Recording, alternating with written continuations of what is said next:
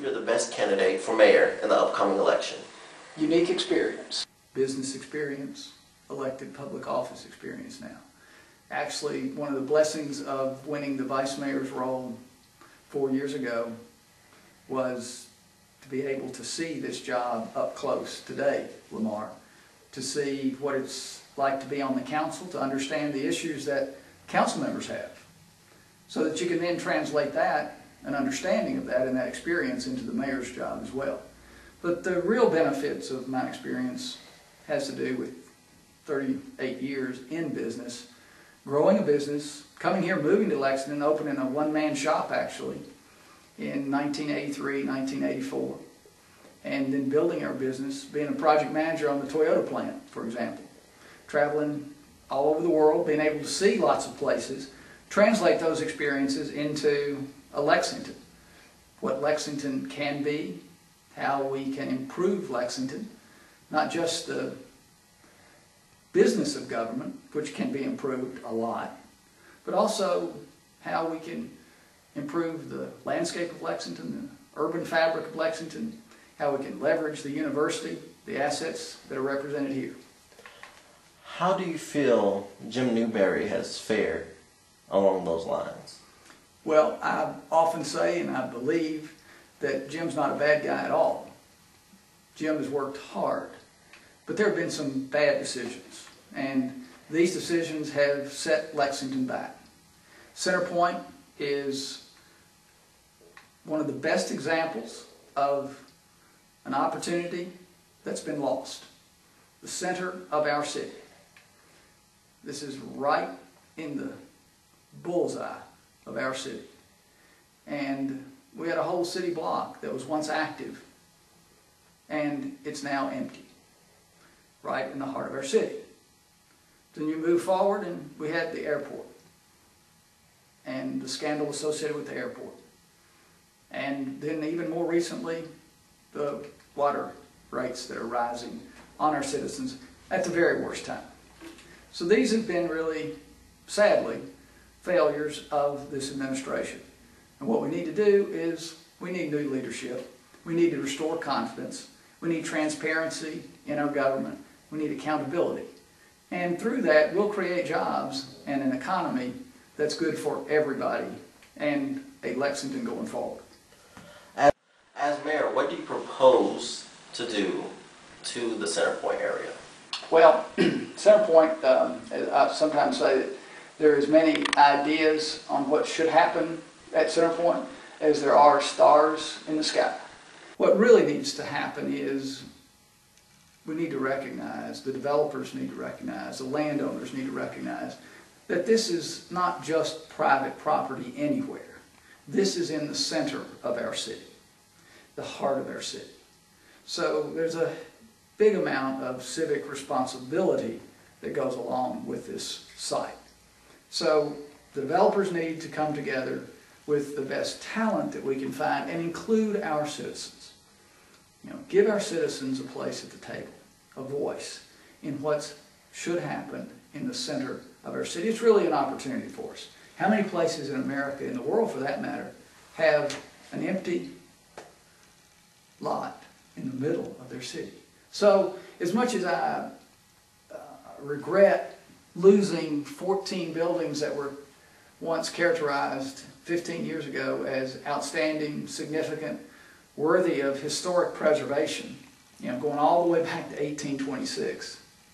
As much as I regret losing 25% through those buildings, 25% of the downtown courthouse area historic fabric, as much as I regret losing that, I also know that with every door that closes, another one opens. So now we have this opportunity, and good urban planning will allow us to do something remarkable on that block.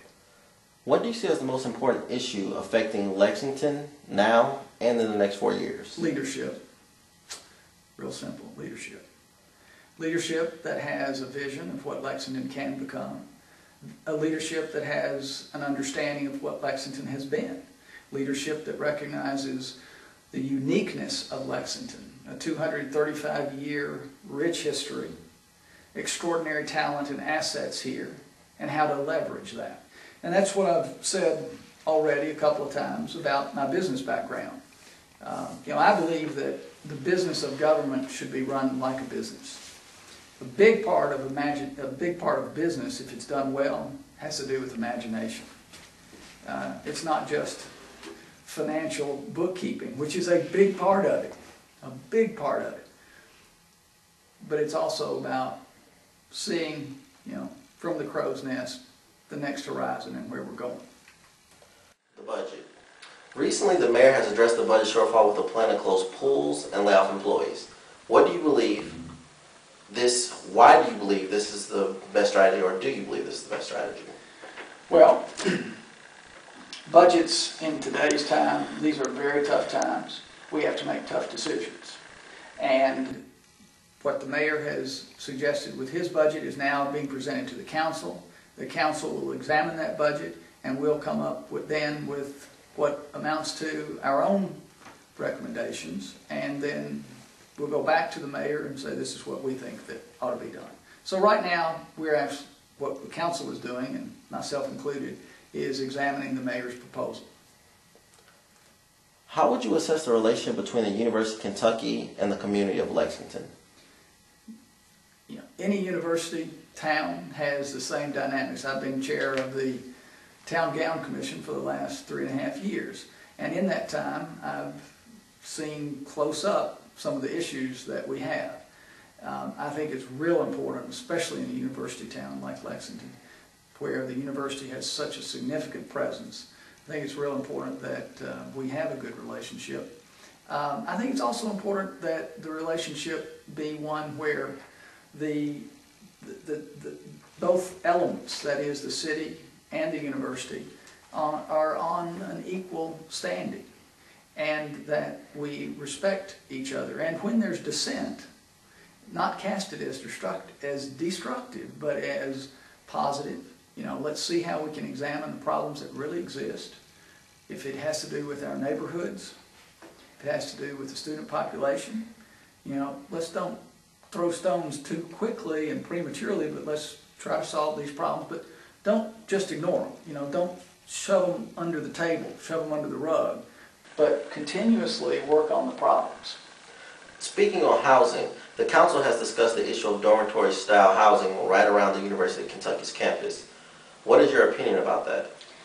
Well, my point of view on this, Lamar, comes from this experience in business and urban planning, and being not an authority necessarily, but having been around lots of building, lots of design, and studying cities. And I've said in the course of the last year or so, when we've been looking at these issues, that there are laws of physics and there are laws of urban planning. And when we violate or compromise those laws, then we usually have outcomes that are not good for anybody, or that may be good for somebody, but not for as many as it should be, or everybody. So these are issues that we need to address continuously, not as one episode and then stop and start all over. We need to be addressing them consistently, regularly, and with a good process. I'm really pleased that in the last several months we've worked through a lot of these issues. People have been brought to the table. Sometimes there's some tension and there's some distress, but there's an old aphorism about the speck of sand. You've probably heard it, the speck of sand in the oyster. It's the speck of sand in the oyster, the irritant in the oyster, that makes the pearl. So listening for those dissenting voices is a critical part of the town-gown relationship.